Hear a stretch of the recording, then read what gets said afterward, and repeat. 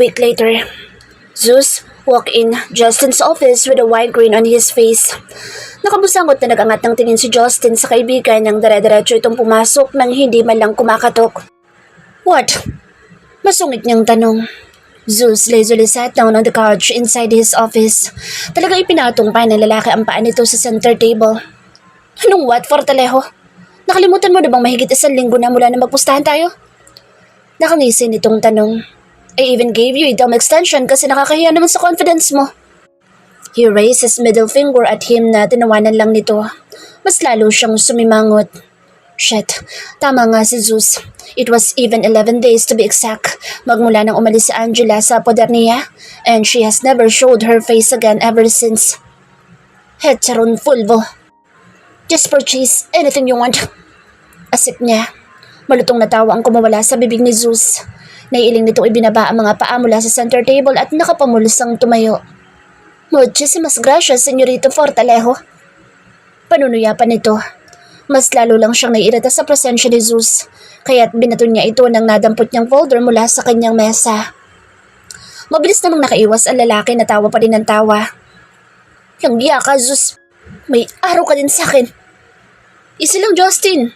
Minsan na nga lang tayo nagkikita dahil mo pa ang may menopause kumakaasta. Haven't you get laid these days?" "Just get lost. Marami pa akong trabaho tatapusin." Zeus walks near him and taps his shoulder. "Work your ass off, dude. That's what a man whose wife left him does." He shot him a death glare. Nagpisay naman ang loko at mabilis na lumabas ng kanyang opisina. He was really wondering how his cousin, Psyche, handled Zeus and became close to him with his super annoying childish attitude. Mabuti nga't hindi rin nagsawa ang fiancé nitong si Camille sa kakulitan ng lalaki. Naiiling na lang niyang hinarap ang mga papeles na nasa kanyang mesa. He won a bidding in one of the government infrastructure na ipatatayo sa susunod na buwan. Matapos ng 1 oras ay tumunog ang kanyang cellphone. Nang tingnan iyon ay numero na Rain ang tumatawag. He shook his head. Sigurado siyang nakapili na ng sakyan si Zeus kaya tumatawag na si Rain. "Buenos dias, Fortalejo." Dinig niyang bati na Rain. "Hey dude, how much do I owe you?" Tugon niya. Rain chuckled and cleared his throat. "Never knew you're such a generous friend these days, Justin." Komento pa nito. "Anyway, Zeus purchased just a small amount." Siya naman ang natawa. "No, that small amount you're talking about makes me think it's the other way around." "Barya lang sa'yo to, dude. I heard you bagged billions project last time. Congrats, by the way." "Thanks, dude. Back to your question. Zeus purchased an approximate 13 billion pesos of 13 billion? He exclaimed. "Langya, bariya nga lang." Sarkastiko niyang dagdag. "Anong klaseng sasakyan ba yan, Velasquez?" Rain laughed out loud on the other line. Napahilot na lang siya ng sentido. "Come on, dude. Kaya-kaya mo yung kitain sa isang project mo lang." Anito matapos mahimas-himasan. Zeus purchased 2 limited edition Ferraris, kaya talagang bariya lang ang babayaran mo. Langya, sinuli talaga ng gago yung panalo niya. Huwag lang magpapakita ulit sa kanya ang walang hiyang iyon. Baka papatay yata siya ng kaibigan ng wala sa oras. Hindi pa naman siya maghihikaho sa 13 billion na nakuha ni Zeus sa kanya. Pero masakit ang loob niya. Wala sa bokabularyo niyang bigyan ito ng sakyan lalo na't kasing yaman niya ang lalaki. Wisi talaga. This is all Angela's fault. Bakit nga ba hindi ito bumalik sa kanya? Is she really giving up on him? Akala ba niya ay maghihintay ito kahit walang mapala sa kanya? Okay, I'll just wire you the money. Buntong hiningan niyang sagot. Thanks, dude. Masaya nitong tugon. No problem, Rain. He cut the line and opened his bank account. Labag sa loob niyang inilapit ang 13 billion sa Starline Galore na pagmamay-ari ni Rain. Magang nagising si Angela ng araw na iyon. She will start working at their company today. After she told her parents about the annulment she filed, her papa decided to give her a position in the company. Nagulat man ang mga ito, hindi naman siya kinulit tungkol sa dahilan kung bakit sila maghihiwalay ni Justin. But her father made her promise na sasabihin niya ang totoong dahilan kapag handa na siya. She was indeed very lucky to have such understanding parents like them. Nitong nakarang araw lang ipinakilala na siya ng kanyang ama sa board members bilang vice president ng Villegas Sugar Production Corporation. Wala namang naging problema sa mga board. Her father was nicknamed as King Midas dahil lahat ng business na nahawakan nito ay nagiging successful kaya naniniwala ang board na nagmana siya dito. She was wearing a corporate attire at umikot sa harapan ng salamin. After she was satisfied with herself, napagdesisyon na niyang bumaba na ng bahay.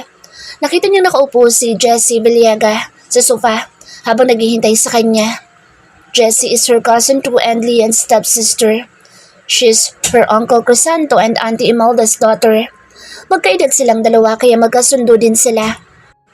Oh my, pretty naman ni Madam. Kagalang-galang ka talagang tunay sa outfit mo. Nakangiti nitong papuri.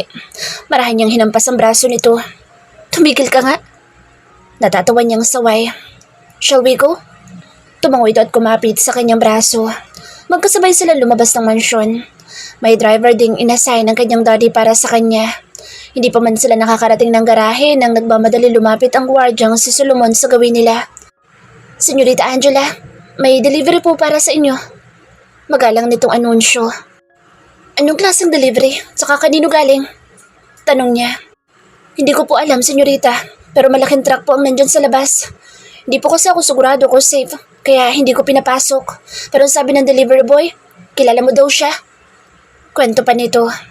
Nagkatinginan silang dalawa ni Jessie. Kunot noo siyang bumaling kay Solomon. Sino daw?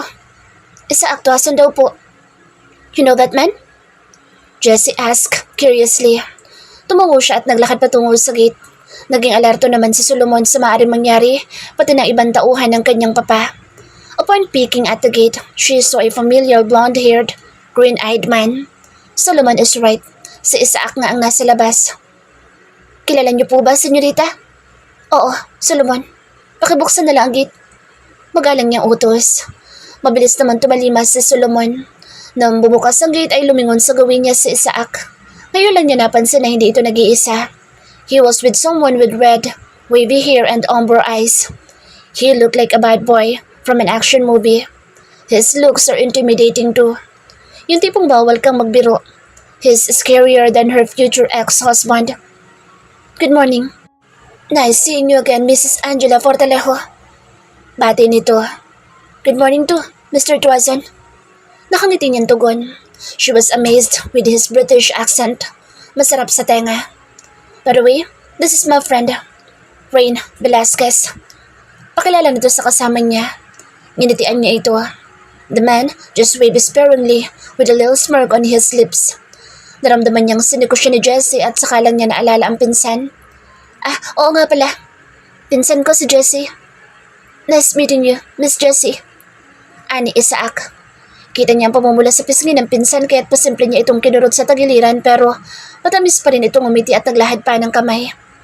Nice meeting you too. Nagpapakit itong sambit. Napansin niyang mukhang walang balak na bitawan ng babae ang kamay ni Isaac kaya't hilaw siyang napangiti at marahang hinila ang kamay ng pinsan. Pagtigil ka, Jessie ha? Pasikreto niyang bulong. Ito naman, para shake hands lang. Nakasimangot itong reklamo. Hindi na niya pinansin ang babae at binalingan si Isaac. Bakit nga pala kayo nagpunta dito?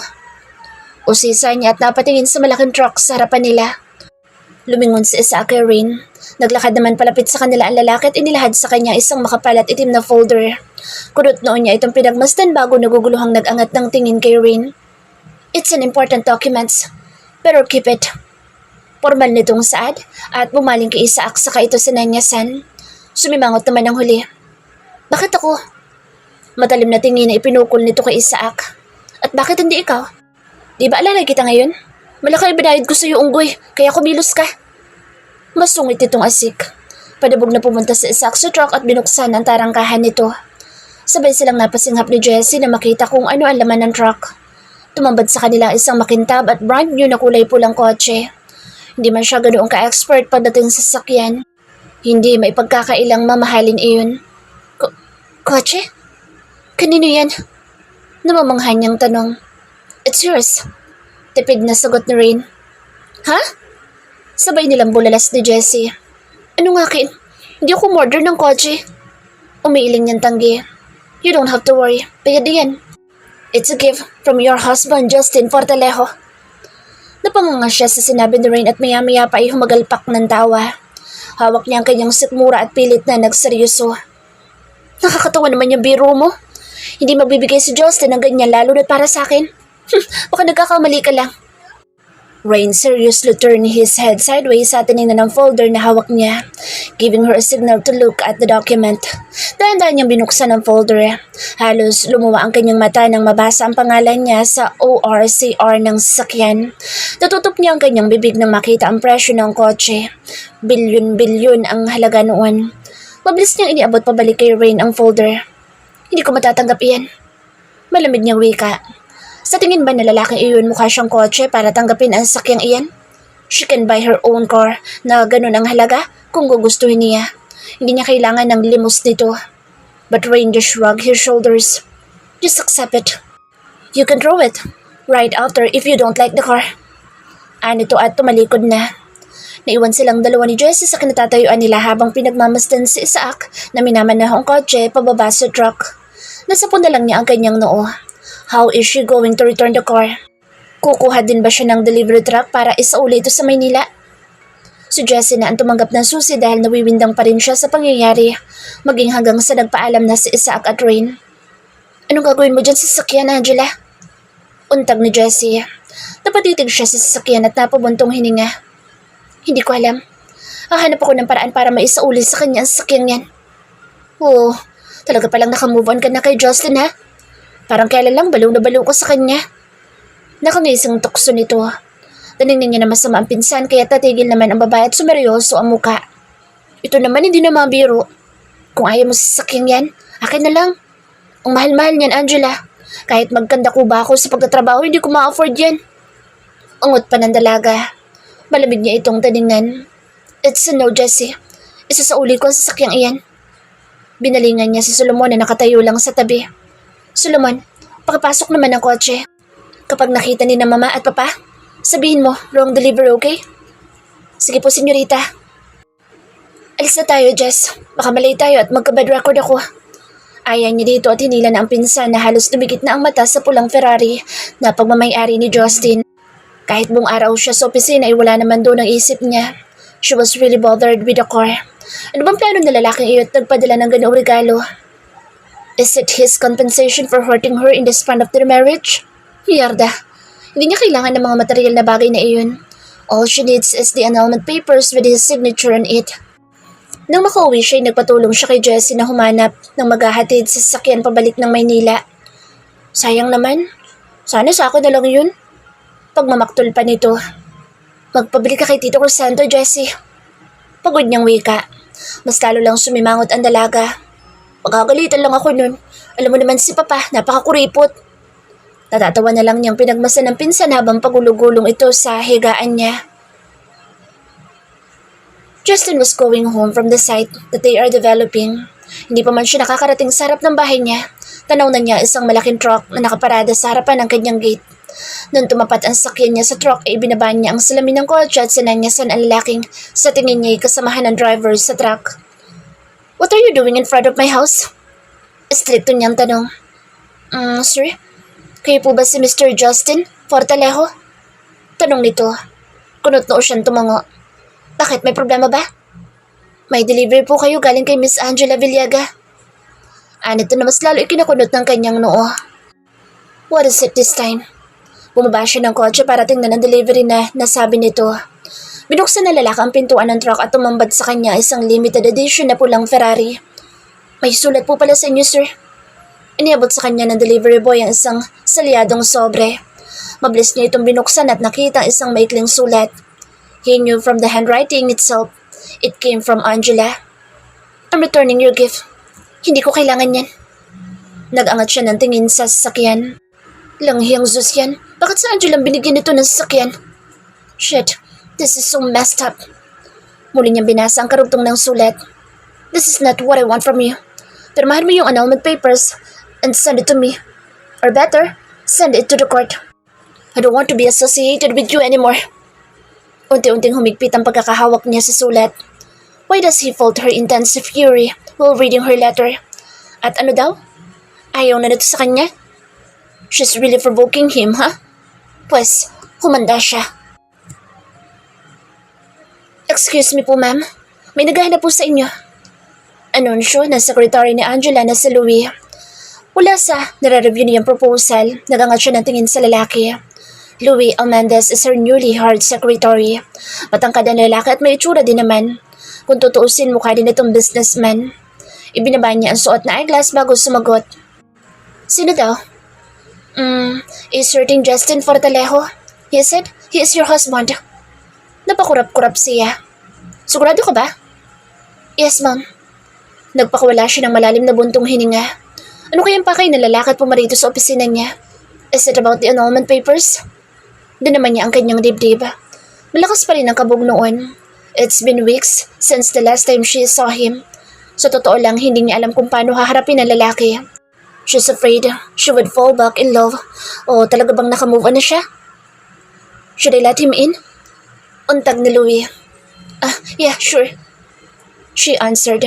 Sa kabilang banda ay wala din namang silbi kung hindi niya ito haharapin sa ngayon dahil darating naman talaga ang panahon na kailangan nilang magharap sa husgado. Tumalikod na si Louie at binuksan ang pinto. She felt like she's on the edge of her seat as Justin walked into her office, wearing his black three-piece suit with half disheveled hair and a stern look on his dark gray eyes. Lihim siyang napasinghap subalit hindi siya nagpahalata. Instead, she looked at him with the same cold intensity stare. Have a seat, Mr. Fortalejo. Formal niyang saad. Umagat ang sulot ng mapupula at manipis na labi ng lalaki bago pabagsak na umupo sa visitor's chairs ng kanyang opisina. What brought you here? Malamig niyang tanong. Justin scoffed. So much formality, huh? Panuno yan ito? Tamad naman niyang taditigan ng lalaki. Did you came here for that? I'm sorry to be rude, Mr. Fortalejo, pero nasa opisina ko at mahalaga ang bawat oras ko. Just tell me straight to the point. Kung ano ang sadya mo, then we're done. Kita niyang natigilan si Justin sa naging tono niya. She mentally scoffed. Inaasahan ba nito magiging katulad siya ng dati? Na mamamalimos ng kahit konting panahon nito para lang mapansin? No way. Never again.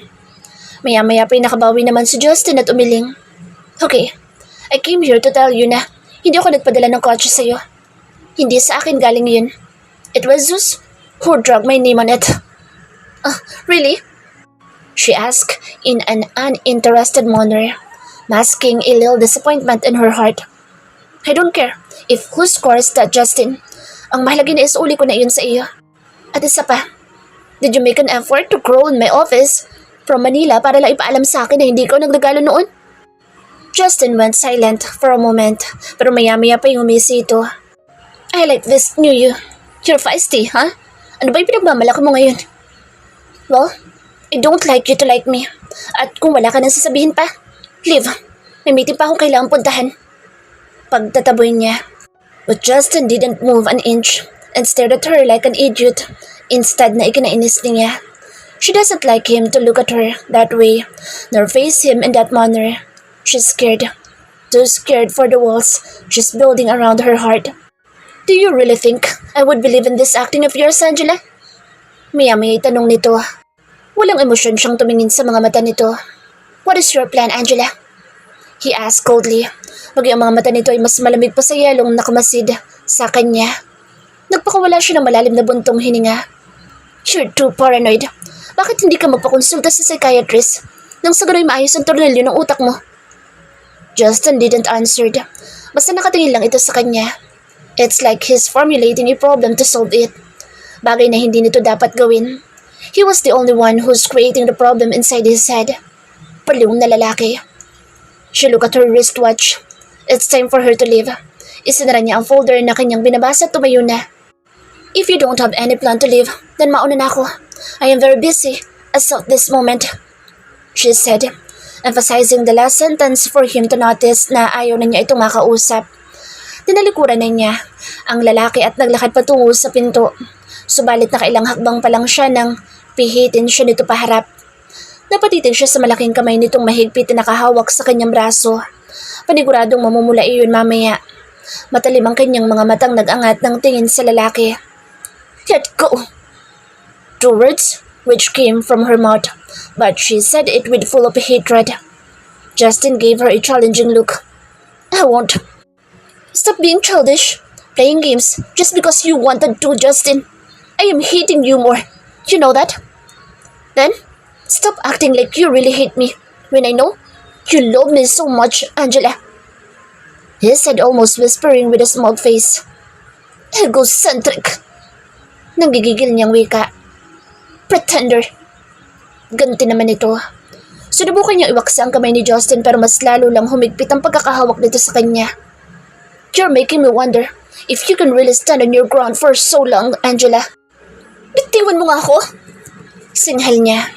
Pinaninig kita naman siya ng mata ni Justin pero wala siyang pakaalam. Napakayabang na lalaki. Ngayon nagsisisi na siya kung bakit niya nagustuhan ang lalaking ito.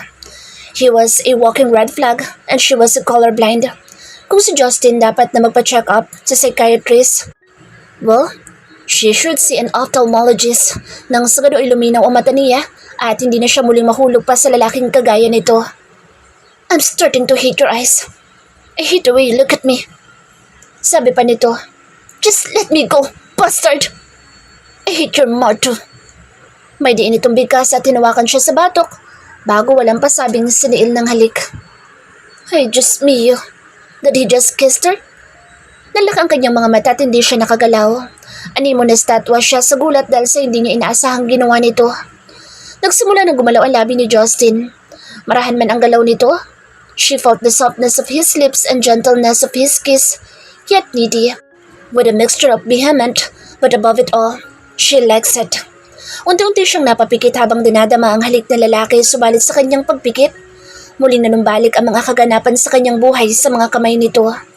The insult, the hurtful words, his negligence, physical abuse and above it all, his piles of betrayals. Nagmulat siya ng mata.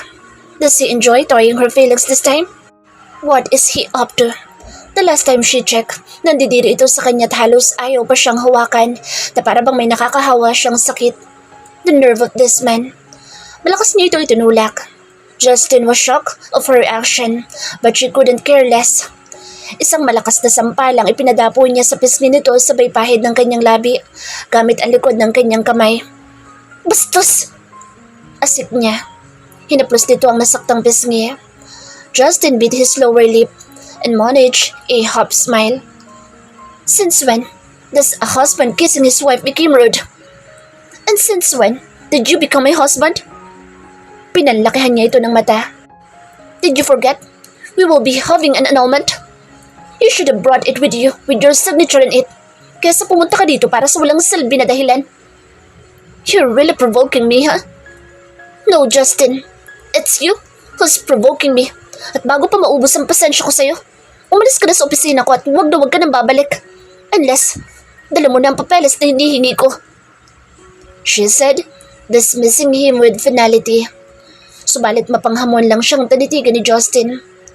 And what if I want? I will call the security to drag you out of my building.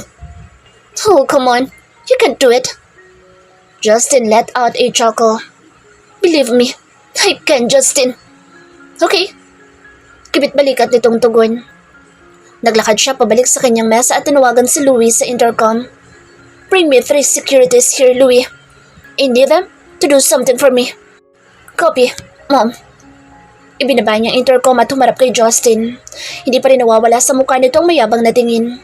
She placed her arms on her chest and leaned on the table while waiting for his men. Hindi naman nagtagal, may kumatok na sa pinto. Come in. Bumukas ang pinto at pumasok ang 3 security na malalaki ang katawan. Magandang araw po, Ma'am Angela. May ipagagawa daw po kayo? Yes. She smiled sweetly. Take that man out of here at huwag niyo na siyang papapasukin ulit. Unless it's for business matter. Puno ng otoridad niyang utos. Lumingon ang 3 security guards kay Justin bago ito lumapit sa lalaki. Justin looked at her with disbelief in his eyes. You gotta be kidding me. I told you, Justin. You already killed the good side of me countless times. But you don't have to worry. What you experienced right now was way sweeter than what you have done to me. Adios. The 3 security guards escorted Justin out. Masungit pa nitong ibinaksa ang kamay ng mga gwardya. She stared at the closed door where Justin walked out. She felt sad, not for him, but for herself. She wasn't like this before, but Justin molded this ugly version of her. Justin drank a bottle of rum in his minibar. Pagkatapos niya magaling sa opisina ng mga Villegas, ay dumiretso siya ng uwi sa vacation house na noon pa niya ipinatayo. Though he wasn't home for 8 years, may caretaker naman ang bahay kaya matibay at maganda pa rin ang lugar kahit na lumipas man ang maraming taon. He shot a death glare at Sander, who was leaning in the door side with his arm crossed on his chest. Nahiling ito naglakad patungo sa gawin niya at kumuha ng shot glass at sariling alak. You look like a madman, Justin. Ano bang nangyari sa pagpunta mo doon sa kumpanya ng asawa mo? Usisa nito habang nagsasali ng alak. Stop calling her my wife. He hissed. Yeah, coming from you, who still haven't signed the annulment papers. Muli niyang nilagok ang bote bago iyon pabagsak na inilapag sa counter table. That woman, I hate her so much. It's given a long time ago, dude. Ano bang bago doon? No, it's more than that. Nailing niyang sabi. How? I hate her indifference, Sander. She seemed like a different person a while ago. Anya habang inaalala ang nangyari kanina. Angela feels like a stranger to him. In terms of the words she spit out, and especially her stirs. Parang hindi siyang Angela na nakasama niya sa loob ng halos 1 taon. Sa isiping iyon ay napaismid siya. See? She's really a wolf in a sheep at lumabas ng tunay na kulay niya ngayon. Ano bang kaibahan niyang pinagsasabi mo? Can you elaborate it para maintindihan ko? Nayayamot na wika ni Sander. Come to think of it, hindi siya masayang makita ko. She even ordered their security to drag me out. Yang niya. Pumailan lang sa buong minibar ang malutong na halakhak ni Sander. Sinamaan niya ito ng tingin but it seemed like he doesn't care at all and continued laughing his ass out. Naiirita na talaga siya sa mga kaibigan niya. He began to regret being friends with them. Are you done? Sarkastiko niyang tanong. Sander was still laughing pero hindi nakasilakas ng kanina. He even got teary-eyed. Bastard! Ano bang nakakatawa sa nangyari sa kanya? I'm sorry, dude. Just can't help it. Naiiling nitong sagot. Tuwang-tuwa ka talaga, no? Tell me honestly, Sander, magkaibigan ba talaga tayo? He shot him a judging look. Parehong-pareho lang ito at si Zeus. Mga sira ulo. Come on, dude. Kailangan pa bang itanong yan? Inakbayan siya nito. I was just laughing because I can't imagine you being dragged out of his wife's company. Biruin mo yun? Parang dati lang halos sambahin ka niya. Then all of a sudden, she became cold and ruthless too. Natahimik siya. Tama si Sander at mas lalo lang nung pinagtibay ang hinala niya na baka may binabalak na itong masama. Kaya sisiguraduhin niyang hindi ito magtatagumpay. What are your plans now? Uwi na ba tayo ng Maynila? Untag nito nang hindi siya sumagot. Tumitig siya sa unahan bago lumingon dito at umiling. No, Sander. I'm not going back to Manila. Determinado niyang wika. Sander slowly removed his arms from his shoulder at naguguluhan siyang tiningnan. Hoy! I'm going to have my revenge on her. Kung sa tingin niya kaya niya akong ganun-ganun niya lang, mas nagkakamaling babaeng yun. I will teach her a lesson, Sander. Matigas niyang saad at muling nilagok ang alak. And in what way are you going to do it? Sander curiously asked. Justin smirked as a brilliant idea came into his mind. I'm going to win her back, Sander, he announced with an evil grin on his lips. Nasapo ni Sander ang kanyang noo at problemado siyang tiningnan. I really don't get you, Justin. You wanted that annulment so bad before, pero ngayon pinagbigyan ka na, ayaw mo namang pirmahan. And you even want to win her back now. Why can't you just sign that dumb paper and leave her alone? Bakit kailangan mo pang gawing komplikado ang lahat? Because she started this. He pointed out. Siya ang nagkusang pumasok sa buhay ko. She ruined my peaceful life. Sa tingin mo ba hahayaan ko siyang makalaya ng ganoong kadali? He laughed without humor. No dumb way, Sander. If she wants to get out, pues, dumaan muna siya sa butas ng karayom. Isn't it selfishness, Justin? Nasagi lang ni Angela ang ego mo kaya ka nagkakaganyan. No, it's not. At hindi mo maintindihan yun hanggat wala ka sa katayuan ko. pagdadahilan pa niya. Sander looked so done with Justin and shook his head. Ayoko talagang mapunta sa katayuan mo. You've got one of a hell complicated mind, Fortalejo. Ewan ko na lang kung may makakaintindi sa'yo sa ginagawa mo. You don't have to think about it. I know what I'm doing, Sander. Huminga ng malalim ang kaibigan at maya-maya pa'y lumingon sa kanya. He was eyeing him suspiciously. What? Nainis niyang tanong. Is this really all? For revenge, Justin? What are you talking about? Tinasan niya ng kilay si Sander. Are you telling the truth? O baka naman hindi mo lang maamin sa sarili mo na hindi mo siya kayang mawala sa buhay mo? And those revenge and etc. you're talking about was just all an excuse para pagtakpan ng totoong nararamdaman mo. He clenched his jaw and looked at Sander dryly. Do you want to die early? Huh. Oo na, naniniwala na ako. Mag-iingat ka lang, Justin. Karma has no menu. Nakakapaso ang paglalaro sa apoy. Storm patted his shoulder.